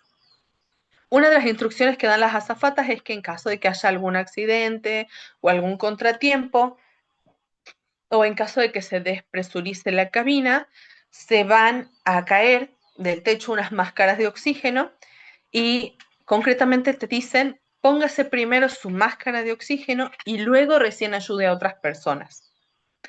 La razón por la cual te dicen esto es porque el cerebro sin oxígeno empieza a fallar rápidamente. Si uno no se pone su máscara de oxígeno, no solamente está comprometiendo su propio bienestar, también puede estar poniendo en riesgo a la otra persona. Si yo no me pongo primero mi máscara de oxígeno, no puedo ayudar de la manera correcta al otro. Y entonces pongo en riesgo la vida de los dos. Es un caso extremo, pero es una forma muy clara de entender cómo debería funcionar la empatía en cuanto a sus principios y límites. La escucha activa es algo de lo que hemos hablado mucho y que es súper importante, y el aprender a salir de manera saludable de la zona de confort. Que no hay que salir de la zona de confort a lo tonto, hay que aprender cuando una zona de confort ya no me ayuda, ya no es sana, y también entender que la zona de confort no es algo que desaparece, sino algo que crece. Mi realidad se va haciendo más grande y más plena en la medida en que me animo a probar cosas distintas que realmente quiero o realmente me pueden llegar a beneficiar. En cuanto a la postura, a la hora de rendir un examen puede estar de pie o puede estar sentado, pero lo fundamental es que busque una postura de eje, que se llama así porque es una postura vertical donde mi cuerpo se va a construir a partir del eje de la espalda. Tanto por una cuestión de lo que muestro con mi lenguaje corporal y lo que mi lenguaje corporal me hace sentir, como por una cuestión de salud, la postura ideal es una postura de espalda recta. Bien, sobre todo si tengo que pasar mucho tiempo en esa postura. Los estudiantes suelen desarrollar problemas de espalda por la cantidad de horas que pasan sentados e inclinados, ya sea frente a los apuntes o sea frente a la computadora. Esta posición de inclinado lastima la espalda, dificulta la respiración y daña las cuerdas vocales.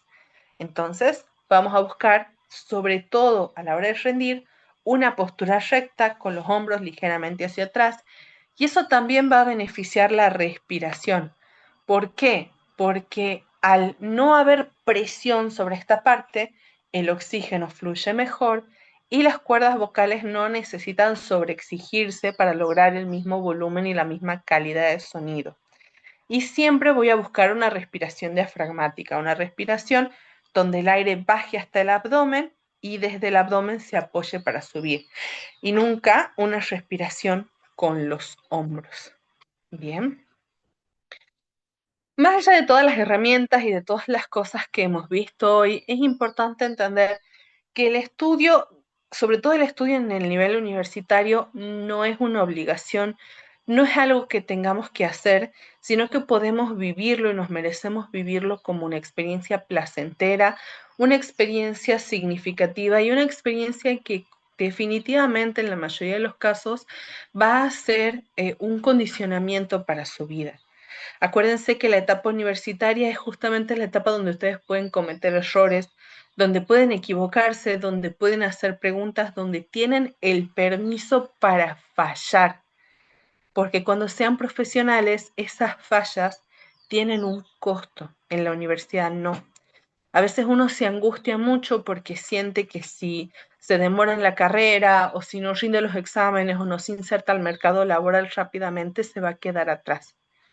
Yo fui una persona que se insertó al mercado laboral tarde. Muchas de mis amigas, muchas de las profesionales que trabajan conmigo en Fundación Expresar son personas que se insertaron en el mercado laboral tarde, pero que disfrutan de una manera extraordinaria sus profesiones, cada una.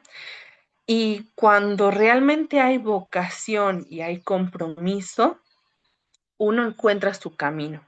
Bien, sáquense de la cabeza el que hay un tiempo para las cosas. El tiempo es relativo, tal como lo decía Einstein, y por eso esta imagen para ir terminando la charla de hoy. Tienen tiempo, tienen oportunidades, dense permiso para fallar, dense permiso para equivocarse, dense permiso para aprender. En la universidad no están para llenar casillas, en la universidad están para aprender, para crecer y para avanzar hacia lo que ustedes desean. Acá ya no están los papás, ya no están las personas externas. Estas son decisiones que son decisiones de vida y solamente ustedes son responsables de ellas. Bien, tomen todas las herramientas que hemos visto hoy, busquen más herramientas, anímense a hacer preguntas, anímense a relacionarse con sus compañeros, a armar grupos de estudio, a acercarse a los profesores. Les puedo asegurar que la mayoría de los profesores son muchísimo más amables y están muchísimo más dispuestos a ayudar a los alumnos de los que parecen. Y la mayoría de los profesores quieren que ustedes tengan éxito, porque eso también significa que ellos como docentes están haciendo bien su trabajo y que están siendo excelentes docentes. La mayoría de los profesores no los quieren desaprobar, aunque a veces parezca lo contrario. Bien, estudiar y tener una profesión, sobre todo una profesión en un área tan rica y plena como las ciencias naturales, realmente vale totalmente la pena. Así que espero que las herramientas que hemos visto hoy y toda la información les sirvan un montón. Bien, y ahora voy a abrir un pequeño espacio para que hagan sus preguntas, consultas, lo que quieran saber, si algún tema no quedó claro o quieren hacer algún aporte o compartir algo con los compañeros. Antes de eso, nuevamente muchas gracias a las autoridades de la facultad que nos han estado acompañando hoy y que han habilitado este espacio. Y ahora sí me encantaría cederles la palabra a los alumnos.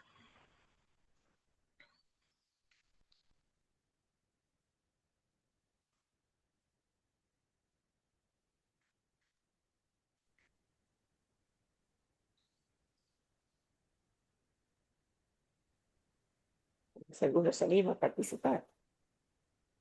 También pueden preguntar en el chat si alguno no se anima a hablar. Después vienen y hacen un curso de oratoria más largo conmigo para resolver este tema. Bien, pero pueden preguntar en el chat. Yo lo tengo acá el chat abierto y puedo ir viendo sus mensajes. ¿Sí? ¿Puedo acotar algo? Me pareció sumamente interesante tu propuesta, Guadalupe, y te agradezco también en nombre de la gestión. El espacio que les ha brindado a los chicos es sumamente importante, herramienta que yo también hubiese querido tener y que también hace parte, ¿no?, de la formación docente siempre. De hecho, ya estuve chusmeando ahí en la fundación todas las diplomaturas que tienen y que me parecen sumamente importantes en la formación. Bueno, yo sigo estudiando, yo estoy estudiando ahora un doctorado en educación y bueno, todas estas situaciones que has comentado son situaciones que se nos presentan todos los días, es algo nuevo que también aprendemos porque uno cuando inicia la carrera, inicia sin saber cómo estudiar, inicia sin saber cómo son las herramientas para afrontar un examen. Así que me he sentido muy identificada en muchas cosas que has dicho y está bueno para que los chicos también lo tengan en cuenta. Bien. Así Bueno, es. muchas gracias a los chicos que están ahí dejando sus comentarios sobre la charla y muchas gracias a la profesora Guillermina también, a los chicos que vayan a estudiar con la profe Guillermina es una persona súper accesible, así que creo que es alguien en quien se pueden confiar y a quien se pueden acercar cuando tengan dudas. Y también ahí en la pantalla tienen los datos de la fundación, pueden buscarla en Instagram, en Facebook, incluso en TikTok. No tenemos tantas publicaciones en TikTok, pero pueden acercarse también a la fundación si en algún momento tienen un problema, si en algún momento tienen una duda, si en algún momento necesitan más herramientas, mandan un mensajito, digan, necesito consultar una cosa con la profe Guada y uno siempre va a estar accesible por ese medio. Bien, creo que María Elena quería comentar algo. No, no, comparto totalmente lo que dice Guillermina. Ojalá nosotros hubiéramos contado con esas herramientas cuando éramos estudiantes de grado, pero también hasta el día de hoy. Siempre seguimos estudiando, docentes seguimos estudiando, así que, y a todos nos cuesta horrores pararnos delante del público nuevo, en un congreso, en cualquier lado que uno tenga que exponer, y realmente son herramientas muy buenas para tenerlas en cuenta. Así que te agradezco, Guadalupe, y a toda la Fundación por este espacio que nos han brindado y que le han brindado a los chicos. Así que muchas gracias por todo. Yo estoy muy agradecida también por muchas razones, ¿no? Primero porque como ex estudiante, bueno, en realidad estoy en la misma situación de Guillermina, yo soy una persona muy apasionada del estudio, así que siempre estoy estudiando algo. Me hubiera gustado tener estas herramientas y hay cierta gratificación en poder brindárselas a los alumnos. También tengo familia ahí en la Facultad de Ciencias Naturales que no son ingresantes, ¿Así? uno en la carrera de biología y otro en la carrera de geología. Espero que se ¿Así? estén bien. Bueno, pienso en ellos, ¿no? También pienso en estas personas que son tan importantes para mí y cómo me hubiera gustado también cuidarlos de esta forma y lo mismo me sucede con todos los estudiantes que se han conectado. De hecho, les agradezco muchísimo por haberse conectado. Probablemente muchos de ustedes no me conocían a mí, no conocían lo que era Fundación Expresar antes de sumarse a la charla de hoy y haber invertido su tiempo, haber invertido su tarde en venir a escuchar una charla sobre este tema, habla mucho de su compromiso individual, bien como estudiantes, habla mucho de sus ambiciones en el mejor de los sentidos, ¿sí? Y es algo que también se agradece un montón. De nuevo, los docentes y los oradores solamente cumplimos nuestro rol, solamente tenemos sentido cuando hay alguien ahí al frente, cuando hay alguien ahí al otro lado escuchándonos. Entonces es maravilloso poder compartir este espacio. Me va a encantar seguir interactuando con los chicos que se animen a mandar mensajitos, a escribir. Por supuesto, también quedo a disposición de la facultad si en algún momento quieren dar otra charla, si quieren profundizar sobre algunos de estos temas, porque lamentablemente en un espacio tan cortito a veces hay muchas cosas que quedan en el tintero, bien, pero sobre todo esto es para los chicos. Aprovechen estas herramientas, no dejen que estas creencias o estos bloqueos limitantes los detengan, anímense y siempre alimenten esa curiosidad que tienen y que los llevó a este lugar, ¿no? Y a las profes, nuevamente, muchísimas gracias. Y se nota un montón también el compromiso de las profes para apoyar a los chicos en su trayecto profesional, ¿no? Así que eso me parece súper, súper valioso.